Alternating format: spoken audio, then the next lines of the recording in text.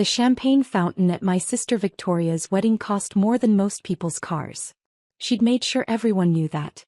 Just like she'd made sure everyone knew about the imported flowers, the celebrity wedding planner, and the custom Vera Wang dress that required 3 fittings in New York.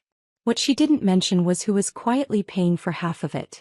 I sat at table 12, not with family, but wedged between distant cousins I'd met twice and Victoria's college roommate's boyfriend. The kids' table for adults, as my brother Marcus had joked when he saw the seating chart. He was at table 3, right next to our parents. His wife Jennifer was wearing a smile sharp enough to cut glass as she surveyed the room like a hawk counting prey. "Emily, sweetie, you look so comfortable," my mother said as she stopped by my table during cocktail hour. Her eyes swept over my simple navy dress. Elegant, expensive, but understated. Nothing like the designer gowns she and Victoria had spent months selecting. "I suppose when you work in tech you don't need to dress up much. All those hoodies and casual Fridays." "The dress is lovely, Mom," I replied, taking a sip of water. Well, I'm sure it's fine for your office." She patted my shoulder with the same energy someone might use to console a child who'd lost a spelling bee. "Victoria tells me you're still in that same position? How long has it been now?" 3 years. For years. My goodness." Her laugh had edges. "Well, not everyone can be like Victoria. She made senior director before 30. And Marcus with his law firm partnership. But there's dignity in consistency. Someone has to stay at entry level, I suppose." I smiled and nodded. My phone buzzed in my clutch, but I ignored it. Probably another message from my publicist, Maya, asking for final approval on timing. I told her 8 p.m. Right after dinner, right before the speeches. It was currently 6:47 p.m. My father appeared next, scotch in hand, his face already flushed from his 3rd drink. "There's my little Emily. Still crunching those numbers at Datatech, huh? Good. Steady work. Not glamorous, but steady. Actually, Dad, You know what I told Bob Henderson from the club? I said, 'Bob, I've got 3 kids. 2 superstars and one who's perfectly happy being ordinary. Nothing wrong with that. The world needs worker bees, not just queens.'" He clinked his glass against my water and wandered off before I could respond. Victoria had outdone herself with the venue. The ballroom at the Pacific Grand Hotel, with its soaring ceilings and crystal chandeliers. Her fiancé Bradley came from old money, the kind that whispered rather than shouted.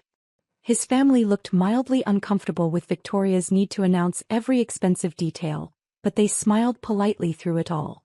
Entry-level Emily. Marcus appeared, his wife Jennifer attached to his arm like a barnacle. "Glad you could take time off from your busy schedule of making coffee and filing papers." "I don't make coffee for anyone," I said evenly. "Oh, right, you're in systems analysis or whatever. I'm sure it's very important." Jennifer's voice dripped with honey-coated condescension. "Marcus works 90-hour weeks at the firm. Real pressure, life or death stuff. Not like data entry." "I don't do data entry either." "Of course not, sweetie. I'm sure you do very technical things. With computers." She patted my hand. "It's just so different from what Marcus does. He's arguing cases that set precedents. What did you say your last project was? Something about optimization? Something like that." Marcus leaned in, bourbon on his breath. "Mom said you're still renting that studio apartment in the city. Jennifer and I just closed on our 3rd property. Investment real estate. Building wealth, not just earning a paycheck. Maybe I could give you some tips sometime. Help you understand how money really works." My phone buzzed again. Maya, definitely. I could picture her pacing in her office, probably already drafting backup plans if I changed my mind about the timing. I wasn't going to change my mind. Dinner was a parade of perfectly cooked beef tenderloin and roasted vegetables I barely tasted. The cousin next to me talked about his startup, some kind of app for dog walkers that would definitely be the next big thing. I nodded politely and let him talk. I'd heard 97 startup pitches in the last year alone. This one wouldn't make it past seed funding. Victoria spent dinner circulating from table to table, making sure everyone saw her, complimented her, acknowledged her triumph. She'd saved our family's table for last, of course. Maximum audience. My beautiful family. She'd had just enough champagne to make her volume control slip. Thank you all for being here on my special day. Mom, Dad, you raced me to reach for the stars and look. I caught one. She gestured at Bradley, who smiled indulgently. And Marcus, my brilliant big brother, and his gorgeous wife. A partner at 32. Can you believe it? We come from such an ambitious family. She turned and her eyes found me at table 12. The smile didn't waver, but something cold flickered behind it. And of course my little sister Emily. Still plugging away at data tech. 4 years in the same position. Now that's dedication. Not everyone needs to climb the ladder, right, Em? Some people are just happy where they are. Polite laughter rippled through the room. My mother beamed. My father raised his glass. I took another sip of water and checked my watch. 7:23 p.m. The speeches started at 7:45 p.m., right on schedule. Bradley's best man went first. A banking executive who told stories about college pranks and bachelor parties. Victoria's maid of honor, her college roommate Stephanie, talked about their friendship and Victoria's incredible drive to succeed at everything she touches. Then my mother stood up. I'm not usually one for public speaking, she began, which was a lie. My mother loved public speaking. But I couldn't let this night pass without saying how proud I am. Victoria, you've been exceptional since the day you were born. Valedictorian, full scholarship, promoted faster than anyone in your company's history. You made it look effortless. She dabbed at her eyes with a napkin. And Marcus, my firstborn. A law review editor, a partner before 35, a man who makes a real difference in the world. You two have made every sacrifice worth it. Pause. A very deliberate pause. And Emily, my youngest, you've found your own path. Not everyone needs to be a high achiever. There's value in being content with simple work, simple pleasures. We love you just as you are. The condescension was thick enough to choke on. Several people at nearby tables glanced at me with pity. Poor Emily.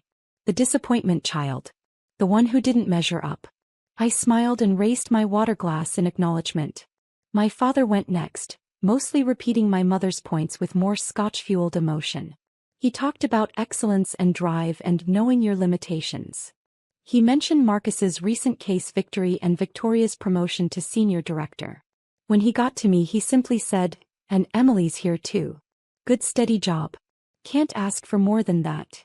Then Victoria stood for her own speech. Thank you everyone for celebrating with us tonight.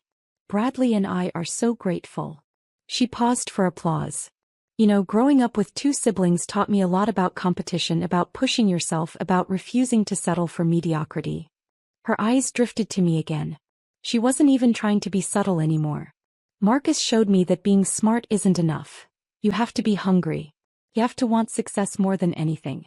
And I like to think I learned that lesson well. More applause. Some people peak in high school. Some peak in college. Some people never really peak at all.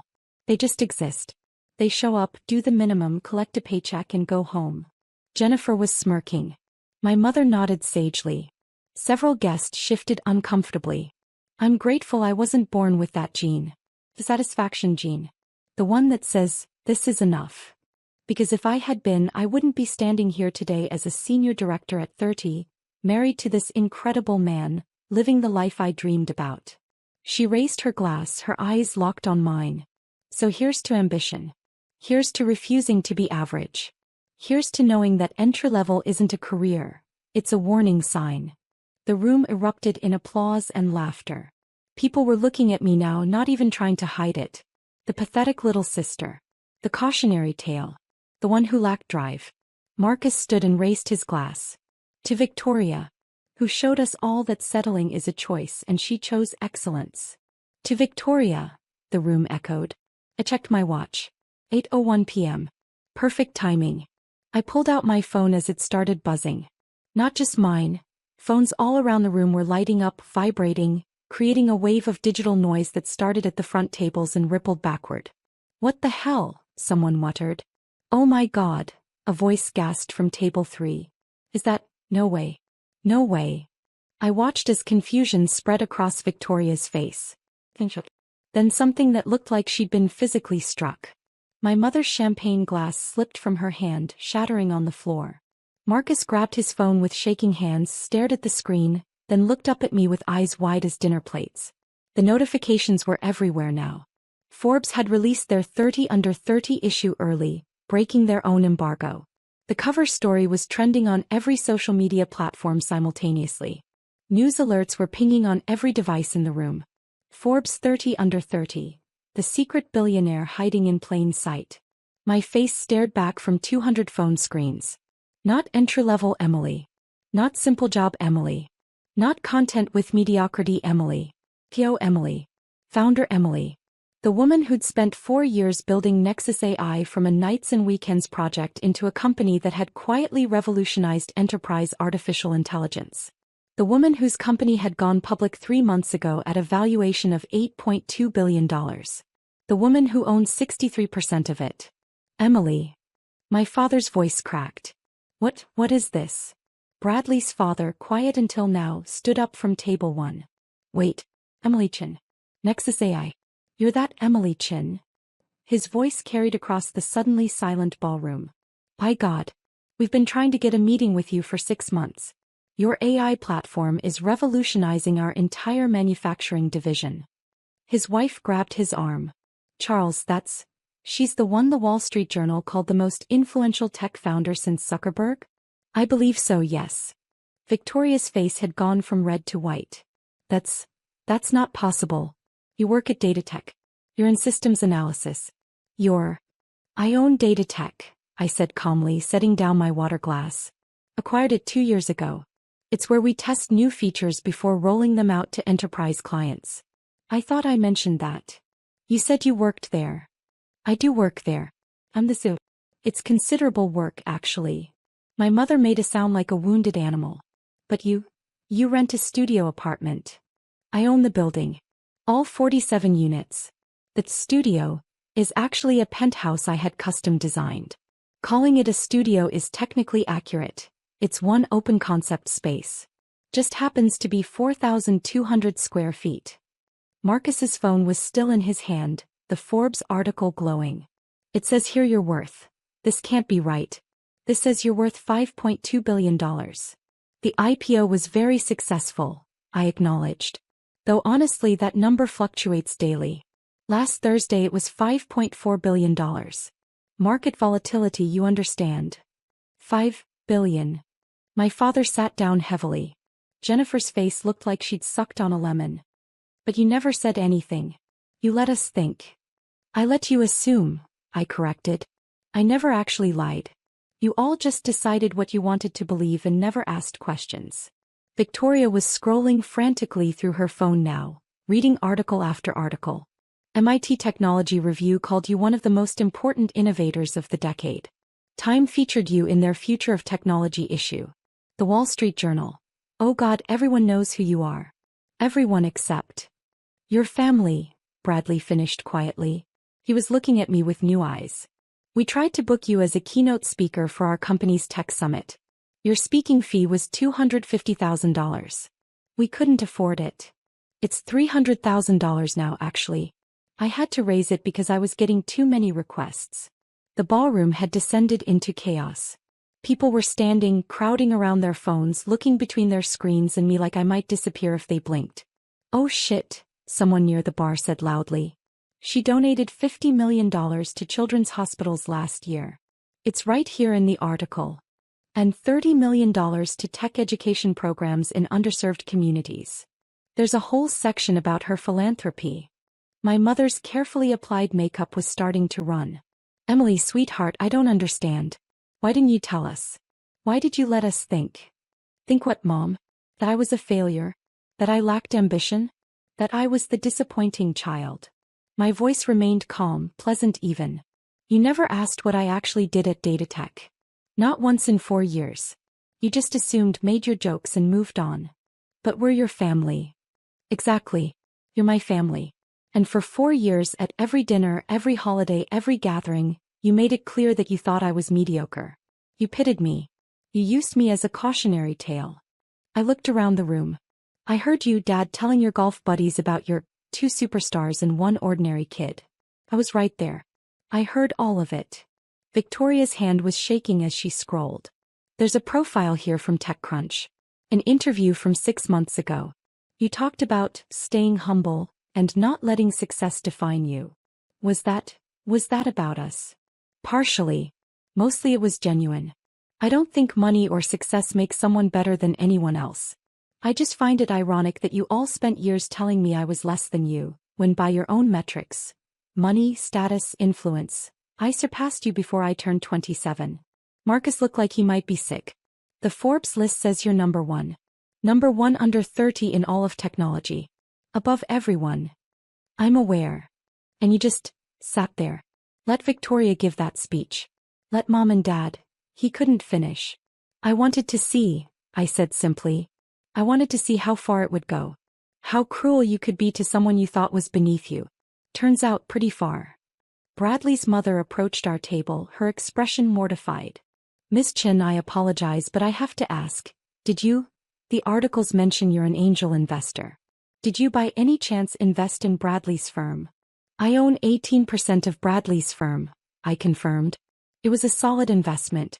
Good management, innovative approach to sustainable development. I came on board about 8 months ago. Bradley's face went pale. Your BC Capital? The silent partner who insisted on staying anonymous. I prefer to keep a low profile in my investments. Though I suppose that's over now. His father was pulling up documents on his phone. Miss Chin, we have a quarterly board meeting next month. I had no idea you'd be. I mean, we've never met, but I assumed BC Capital was a man or perhaps a firm, not. Your son's sister-in-law?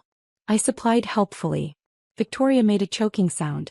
The photographer Victoria had hired $15,000 for the evening, was now taking pictures of me. Not the bride. Me. His assistant was frantically calling someone, probably their agency, probably realizing they had exclusive wedding photos of one of the world's youngest billionaires. This is my wedding, Victoria whispered. This is my day. Yes, I agreed. It is. Beautiful ceremony, by the way. The flowers were a particularly nice touch. You said you'd contribute to the wedding. You gave us $5,000. You said it was all you could afford. No, I said I'd contribute. I never said it was all I could afford. I thought $5,000 was generous, considering you sat me at table 12 with people you barely know and spent 3 months telling everyone I was a professional disappointment. Miss Chin. A woman I didn't recognize rushed over, phone extended. I'm Melissa Zhang with Tech Today. I'm actually a guest. I went to college with Bradley, but could I possibly get a quote? This is news. Forbes wasn't supposed to release this until midnight, but they moved it up and now it's everywhere. Everyone's trying to reach you. My publicist handles all media inquiries, I said politely. Maya Chin at Lighthouse PR. Chin? Is she? My cousin. From the side of the family that actually asks what I do for a living. The woman scribbled notes frantically. The Forbes article mentions you're notoriously private. It says you turn down most interviews and haven't done a major profile in over a year. Why reveal yourself now? I didn't. Forbes did. I was simply going to continue my evening. At your sister's wedding? Where, according to what I'm hearing, you've been publicly described as unsuccessful. People make assumptions, I said with a shrug. I find it's educational to let them. Victoria finally snapped. Educational? You let me humiliate myself. You let me give that entire speech about ambition and entry level and, oh God, everyone heard. Everyone knows. This is going to be everywhere. I imagine so. The photographer alone will make sure of that. This is quite the scoop for them. How could you do this to me? On my wedding day. I met her eyes calmly. Victoria, I sat quietly at table 12. I congratulated you. I smiled through speeches about my lack of ambition and your superior drive. I didn't do anything to you. Forbes did this. The market did this. Your own choices did this. But you could have told us. You could have stopped this. The same way you could have stopped yourself from mocking me in front of 200 people? I tilted my head. I suppose we both made choices tonight. My phone rang. Maya finally calling instead of texting. I answered. Emily, oh thank God. It's chaos. Every outlet wants an interview. The stock jumped another 6% on the publicity. The Forbes editor is furious someone leaked early, but the engagement numbers are insane. We're trending #1 worldwide on 3 platforms.